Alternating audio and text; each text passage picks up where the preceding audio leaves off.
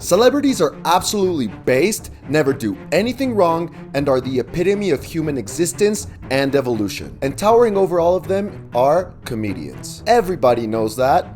It's a fact. Oh, you don't believe me? Then tell me why they're on all our screens and every magazine. Exactly. Gotcha. But here's the thing. What if I was to tell you that comedians and comedy writers can lose their chuckles, hang up their clown shoes and big red noses, and switch them out for a smoldering, cool, serious personality that definitely commands respect and authority, like Don Draper? Oh yeah! What's the soup, guys? Ever since I can remember, I have been absolutely obsessed with comedy, whether that be stand-up, sketch comedy, or just movies in general. And as I've grown, I've seen a lot of comedy legends just come and go. Some because of legitimate reasons, and others for more nuanced reasons that I'm gonna get into a bit later. In this video, I'm gonna be exploring 8 comedians who won us over with their affable, funny personalities, but slowly got high on their own crotch stink and decided that the comedy phase that won us over was just that, a phase to grow out of. Like the goth kid at your local high school who you should definitely not be worrying about and the names on his weird journal. So I've decided to take this phenomenon into my own hands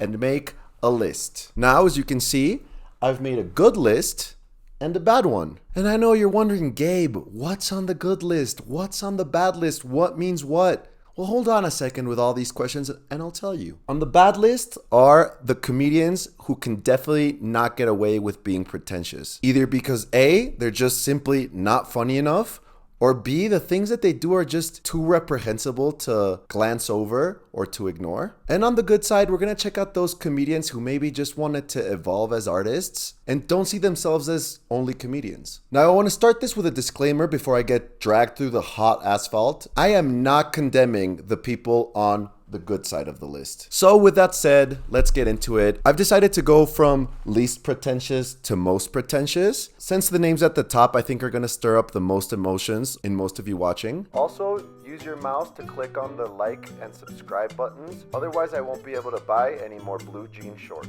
All right, let's start with the shit list, or the bad list at the bottom.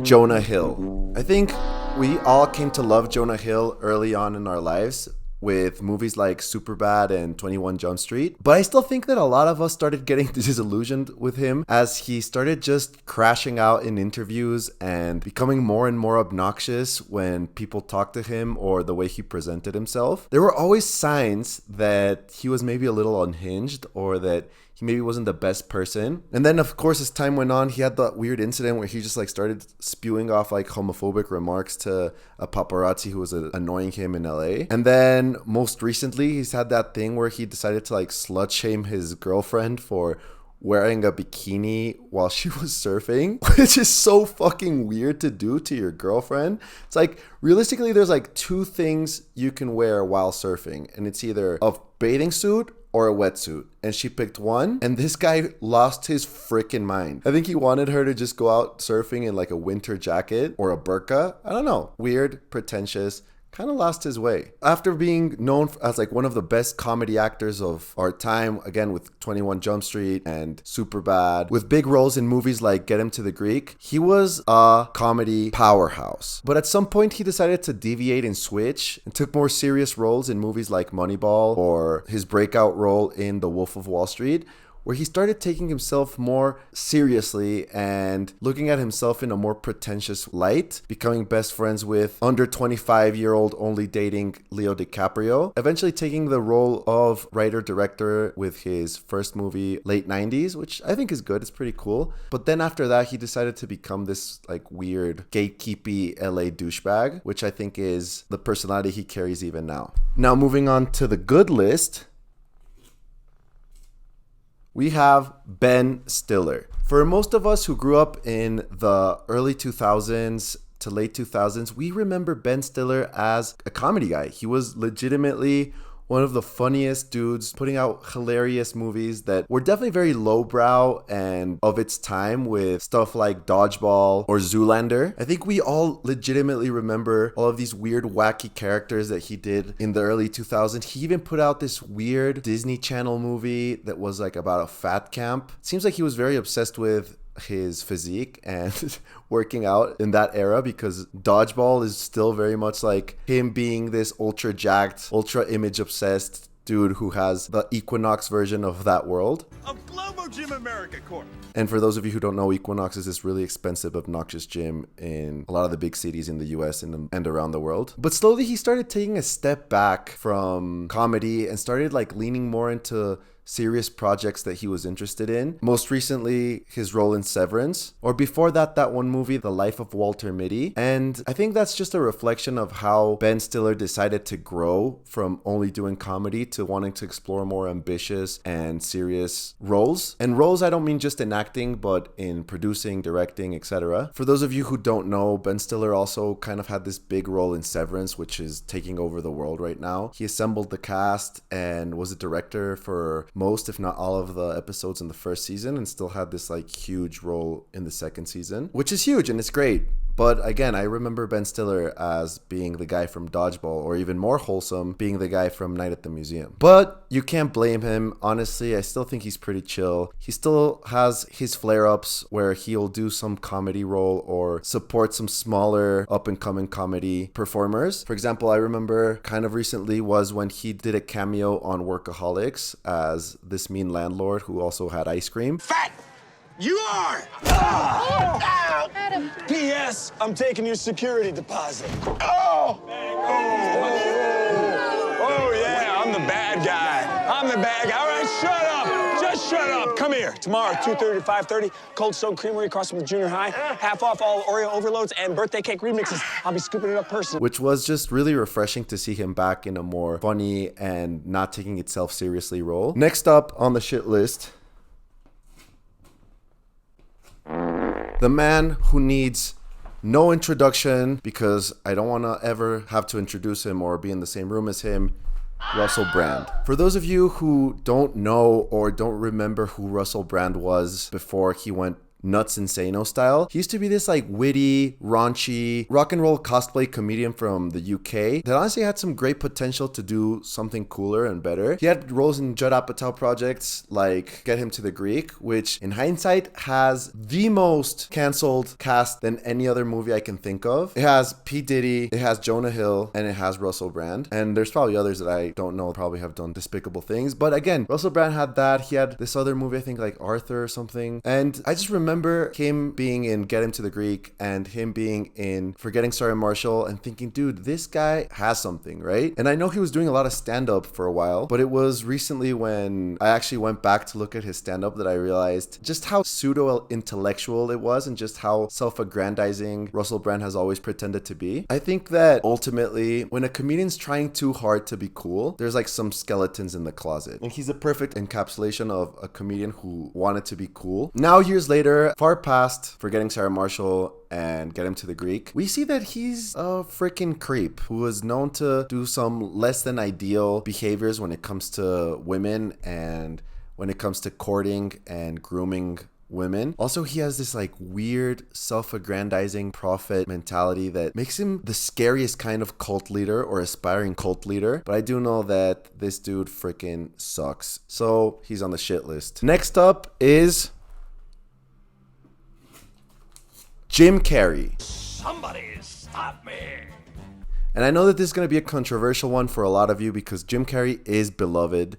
And I know that a lot of people do mess with him. And I think overall he's done more good for society than bad. I just definitely do think that Jim Carrey has had this transition into kind of being a little bit pretentious and maybe even a bit of an asshole. I know that there are some crazy stories about him doing some less than nice things to people working with him or for people who are interviewing him or just being weird to be around. I mean, if you don't know, and I don't know why you wouldn't, because this guy's been huge forever, back in the late 80s, early 90s, Jim Carrey came into the scene like a wrecking ball of comedy. He was funny, approachable. He had this, like, I don't know what I'm doing here, but I'm going to give it my best shot energy, where he was doing stand-up and he was doing, like, improv comedy. And he was also doing, like, a lot of sketch comedy. If you want to see or get an idea of what he was like, check him out in early Conan appearances, where he came into the scene just being approachable and affable and funny. And an everyman with insane sense of humor. I think we all know his huge role in Dumb and Dumber, where he just leaned into the absurdism. Ace Ventura, The Cable Man. I mean, there are a bunch of great examples or great Jim Carrey movies where you can see him just ascend into stardom. Even The Mask, honestly, the first Mask movie is pretty good. It holds up. I checked it out. I know it's very divisive. Some people think it's trash, other people think it's great. But even then, you could see Jim Carrey being Jim Carrey and hilarious. But I think it wasn't until Man on the Moon where Jim Carrey decided to take a more ambitious role of portraying Andy Kaufman, who is an insane talent, super funny. Actually, for those of you who don't know, this movie was produced and directed, I'm not sure if directed, but it's definitely produced by Danny DeVito, who worked with Andy Kaufman in Taxi. But it's known that Jim Carrey took on this absolute takeover of the character. He decided to start method acting and just asked people or demanded that people call him Andy instead of Jim. And if people would call him Jim, he'd lose it on them and yell at them and whatever, and kind of just became this very nerve-inducing energy on set. You know, and no one really knew what was real and not real half the time. I didn't know what was real and not real. That kind of led to people starting to see some cracks behind the smile. I think he came back to being Jim Carrey and did a 180, but for a long time he was just on and off, touch and go. Sometimes this weird Jim Carrey that people talked about on the set of that movie would come out. There's this crazy interview that you can look up. I'll maybe put something up on the screen of him talking to this interviewer at this fashion event. And he starts talking to her about this like pseudo-intellectualist bullshit of higher beings talking down to her when she was realistically just freaking doing her job. She's trying to just ask whoever of importance is at the red carpet about being there. She's getting paid to be there. And he comes in just like like a weird guru trying to explain that life is meaningless and that what she's doing is a total piece of shit. And it just rubbed me the wrong way. There's no meaning to any of this. So I wanted to find the most meaningless thing that I could come to and join. And here I am. I mean, you got to admit, it's completely meaningless. And there are clusters of tetrahedrons moving around together. Okay. Then after that, there was that interview where he said, like, I'm done acting, I'm retiring. Like, the only way I'll ever act is if somebody gives me the golden, most precious, most well-written script ever, and it's handed down by two angels put on my lap. I'm retiring, but it depends if the angels bring some sort of script that's, written in gold ink that says to me that it's going to be really important for people to see. But then he unretired and did Sonic the Hedgehog, which, don't get me wrong, it's an entertaining movie if you're hungover on a Sunday, but I wouldn't call it the best script of all time or the best project of all time. Get kissed by angel babies handed on his lap. Anyway, he can get away with it though. He has more than enough good films, more than enough goodwill, and I know that he's been open about struggling with mental health for a while. So I can't knock him for having off days, but I can definitely register that he's been pretentious at times. Back to the shit list. Ashton Kutcher, also known as P. Diddy's best friend, who parties with him all the time. For a lot of us, the only way we can think or we remember or know of Ashton Kutcher in total or in general is an insufferable tech bro who is known to not bathe his kids, hang out with P. Diddy, and defend his disgusting friend who was accused for horrible things from That 70s Show. Some of us remember him for That 70s Show, or even later, Punk'd. And granted, he wasn't the funniest character on That 70s Show, and Punk'd was fairly obnoxious, just pranking celebrities, but he was definitely on the funnier side. I think we all remember him just being a goofball in Dude, Where's My Car, and other more small comedy movies where he would appear and bring honestly just this likable, dorky but hot personality to the role. But as he started getting bigger and bigger, he started to distance himself more from acting and comedy and started to join the Silicon Valley obsession of the early 2000s. Where he invested in apps like Uber and Twitter, I'm fairly certain, and then slowly started just becoming this self-centered, grating, gross dude. I think there was a time where he thought that he could mix it in a way that it wouldn't be unpalatable to most people with his takeover of Charlie Sheen and Two and a Half Men, but that's where he showed everyone that his comedy chops weren't there necessarily. I remember him joining the Two and a Half Men cast as Walden, a tech billionaire who sold his company company and decided to move in with a weird dude and his kid. But it just ruined the show. Like, 2.5 Men, I think, is definitely one of those more simplistic shows that is good to just have on the background and reminds you of a simpler time. But when Charlie Sheen was there, I think once he came in, it's legitimately impossible to watch. It's a bad show with Ashton Kutcher in it. And after that, Netflix tried to do this sitcom with him that was called The Ranch or something like that. I'll put up somewhere up, and it flopped. It was not funny, and it seemed like one of those fake TV shows inside of a movie that isn't a real TV show, but it's supposed to be super popular in the world inside of the movie. That's what it seemed like. And all this to say that Ashton Kutcher could have been funny, but became this insufferable tech bro. But let's clean our palate with Jordan Peele. Okay. Some of you and everyone who's watched this channel, it's no secret that I am a huge fan of Key and Peele, Jordan Peele being one of the people in the duo. And when I say that Jordan Peele has become from comedian to a little more pretentious, it's because of just how he presents himself in public appearances, right? I remember seeing him on Conan and on talk shows. I even remember seeing him on season 1 of Hot Ones, and him having a very different approach and presentation when it came to being on these shows. He would have just a normal way of dressing, the normal cadence that you would expect from a normal human being. He would do sketches and play with the interviewer, tell stories in a way that matched the same vocal tone or whatever, or cadence as Key and Peele, and as what I think is his normal talking voice. Yeah, you want to put it down before you pitch it. That's that way. But then as he became a horror director and writer, which let me tell you, he does great at, not knocking him. I think he's bomb.com when it comes to that. He decided to kind of go in another direction with it. And the direction he decided to go with that was to become, like if one of his characters from Us came to life, found Quentin Tarantino, and him into having a baby, that came out. If you've seen him recently being interviewed even on Conan's podcast not too long ago or on The Daily Show, he just presents different. His wardrobe's different, the way he grooms himself is different, the way he talks is so different. Like, it's night and day seeing him on his Key and Peele days talking to Conan versus him talking to Conan again years later on his podcast, and him having this like macabre or, you know, scary tone or voice pattern. So I can ask them, how does Emerald feel? And she can answer that question. We can kind of move from there. And I get it, you know, maybe he's entrenched in his work and sometimes it comes out like that. I still don't think it's enough for it to be annoying or pretentious, but it definitely is a more pretentious version of the Jordan Peele that we met coming up in the sketch comedy world. And now for the worst of the worst in the bad list. Oh, brother, this guy is James stinks. Franco. And I know this is a sad one for a lot of us because James Franco was one of the best duos in comedy history with Seth Rogen. Movies like Pineapple Express, The Interview, This Is the End showed us a side of him that was likable and funny and relatable even at times. And every time him and Seth Rogen would put together something, it would always be super hilarious, super based, and a great commentary on whatever was happening.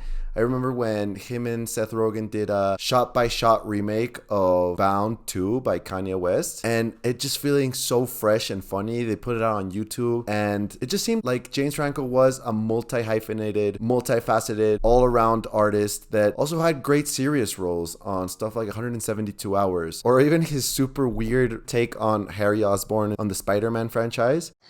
I have nothing left except Spider-Man. He saved your life, sir. He humiliated me by touching me. We saw a James Franco that could almost do it all, realistically. But as he started getting bigger, he just started becoming more pretentious and more weird with his art and his poetry. And eventually he started an acting school that had murmurings of being really toxic and a not so safe space for female actors who wanted to learn. He also then got caught kind of sliding into the DMs of an underage girl, and then even after being told she was underage, refusing to back off. Then when the Me Too movement came along, he decided to show his appreciation to it and was very vocal about it. But then when he was accused of doing some not so great stuff, he decided to like double down on why it is a valid movement, but just not for him. And it just all came in a weird time when he was also putting out a movie called The Disaster Artist, which was just a very weird avant-garde attempt to go into high art cinema. But yeah, all of this to say that he's done reprehensive shit that's honestly unforgivable. And I think even so much so that Seth Rogen has said that he doesn't plan on ever working with James Franco again. Which again is sad because it turns out he's such a weird creep. I think even if those horrible reprehensive articles about him would have never come to light, I still think he would have gone to the full pretentious side, maybe been on the good list. But again, just because he's done so much damage and so much harm to so many people, we're keeping him on the bad list. Now, for the time you've all been waiting for. Who's had the biggest change but still remained to be likable in the comedian to pretentious pipeline?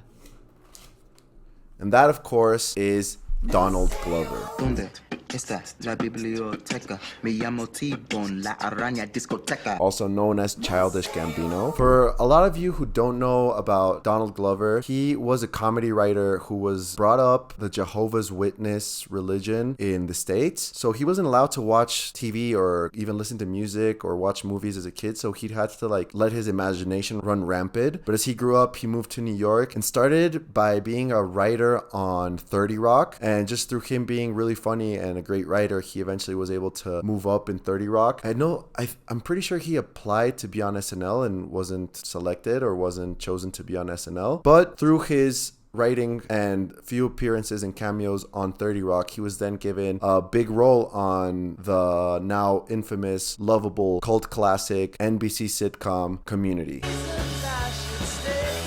which is one of the most funny, underrated, least appreciated sitcoms of the time. It was competing against Parks and Rec and The Office, so it was very much the underdog. But in my opinion, it is as funny or can be even funnier than those two combined. It was there where we saw Donald Glover shine as a comedy performer and as a comedy writer and as an actor. And I remember seeing him on interviews and doing press for when he was in Community and thinking, this dude is funny. This dude is really funny and super personable and super relatable. And he was, even when he was in his Community days, that he was doing a lot of stand-up. So I'd watch a lot of his stand-up clips, eventually putting out a stand-up special on Netflix, which is hilarious. Even still to this day, makes me crack up. And it was all consistent with his personality up until the end of Community, but it wasn't until he became Childish Gambino. I think he is what Jaden Smith wishes he could be, if that makes sense. I feel like Jaden Smith's wet dream is to be the version of Donald Glover when he became Childish Gambino.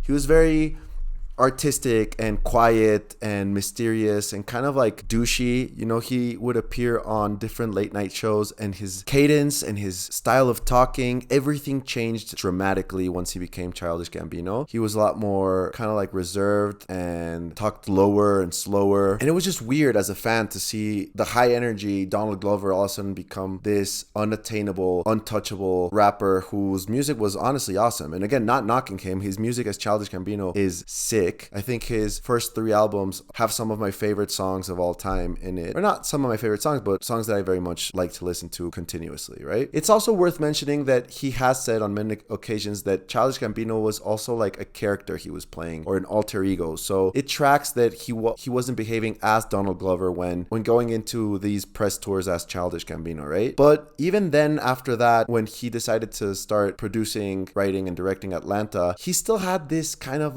untouchable energy to him where you never knew quite if he was being sincere or if you were in on the joke with him or you were the joke when he was talking about projects or talking about his outlook on the projects that he was making or that he made in the past, right? I remember there was a big time where he kind of inched away from his Community involvement, and that kind of made me feel alienated as a big admirer and fan of Donald Glover. But it's worth mentioning that as time went on, he kind of found this healthy medium of being able to both appreciate the work of his past while also working on his newer, more avant-garde, more artistic endeavors. And don't get me wrong, Atlanta is awesome. I've seen it all the way through, and it's seriously one of the coolest TV shows that I've ever watched, with some of the weirdest plots and some of the weirdest twists. And if you haven't watched it, do yourself a favor. It's also a comedy in a very different way and kind of gives us a peek into Donald's head. But after that, he kind of has been coming back into the old Donald that we grew to love from his early days. days. You know, I think with his most recent project, or the most recent project I can think of right now, is his Amazon Prime Mr. and Mrs. Smith TV show, where he was kind of being his old self. And even in COVID, he did one of those read-throughs for a community episode with everyone on Zoom, and that was just like really refreshing and was a good thing for a longtime fan to see, like, oh, okay, dude, he's still consistent with the person that I grew to admire in the beginning. With that said, I think that he deserves all the flowers. I can't complain about him at all. He might be a little pretentious, but he absolutely deserves to be pretentious, or maybe a little high in his ways, because he's incredibly talented, you know? It was because of him that people wanted to start exploring a black Peter Parker, a black Spider-Man. Everyone was vouching for him to become Spider-Man. Didn't end up happening, but it did give way to Marvel creating Miles Morales. So huge props to that. And then he also did a pretty great job at playing young Lando Calrissian in Star Wars. All the flowers to him. Love him to death. Think he's a great guy. Great music. Great art, multi-hyphenated master of the arts, I guess. Pretty cool. But anyway, that's gonna be it for this video.